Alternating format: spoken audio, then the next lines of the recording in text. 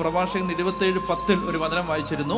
വചനം ഇതാണ്: സിംഹം ഇരയ്ക്ക് വേണ്ടി പതിയിരിക്കുന്നു, പാപം പാപിയെ കാത്തിരിക്കുന്നു.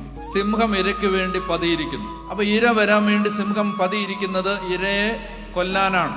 മാന്തി കീറാനും വലിച്ചു കീറാനും ആഹരിക്കാനുമാണ് സിംഹം ഇരയ്ക്ക് വേണ്ടി പതിയിരിക്കുന്നത്. അപ്പൊ ആ ഉപമ എടുത്ത് കാണിച്ചിട്ട് വിശുദ്ധ വേദപുസ്തകം പറയുന്നു, പാപം പാപിയെ വേട്ടയാടുവെന്നല്ല പറയുന്നത്. വേട്ടയാടുവെന്ന് പറയുന്ന വേറെ വചനമുണ്ട്. സംഖ്യ 32:23 പാപം പാപിയെ വേട്ടയാടും. സംഖ്യ 32, നമ്പേഴ്സ് 32:23. പ്രഭാഷകൻ 27:10 വചനം പറയുകയാണ്, പാപം പാപിയെ കാത്തിരിക്കുന്നു എന്നാ പറയുന്നത്. അതാണ് ശ്രദ്ധിക്കേണ്ട വാക്ക്.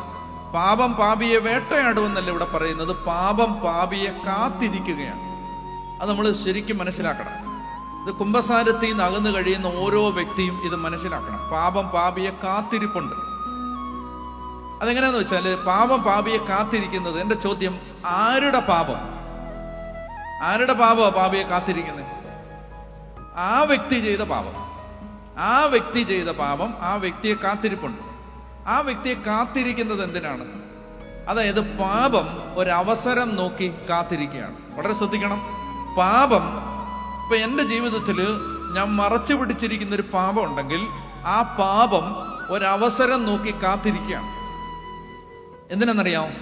എന്നെ നശിപ്പിക്കാൻ ഈ പാപം എൻ്റെ അകത്ത് ഒരവസരം നോക്കി കാത്തിരിക്കുകയാണ്. അനുദപിക്കാതെ ഉള്ളിൽ ഇങ്ങനെ വെക്കുന്ന ഓരോ പാപവും ഈ പാപം പാപിയെ കാത്തിരിപ്പുണ്ട്. ഇതിനൊരു റെക്കറൻസ് ഉണ്ടാവും, ഇതിനൊരു ആവർത്തനം ഉണ്ടാവും. ഇത് ആവർത്തിക്കപ്പെടാതിരിക്കണമെങ്കിൽ അനുദപിക്കണം, തിരുത്തണം, കർത്താവിലേക്ക് മടങ്ങി വരണം. ആ ചെങ്ങല അവിടെ വെച്ച് മുറിയണം. അനന്തര തലമുറകളിലേക്ക് പാപത്തിന്റെ കങ്കാളവിഷം കടന്നു പോകാതിരിക്കാൻ നമ്മൾ അനുതാപത്തിന്റെ കുമ്പസാരക്കൂട്ടിൽ വെച്ച് പാപച്ചെങ്ങലകളുടെ കണ്ണികൾ എന്നേക്കുമായി മുറിക്കേണ്ടതുണ്ട്.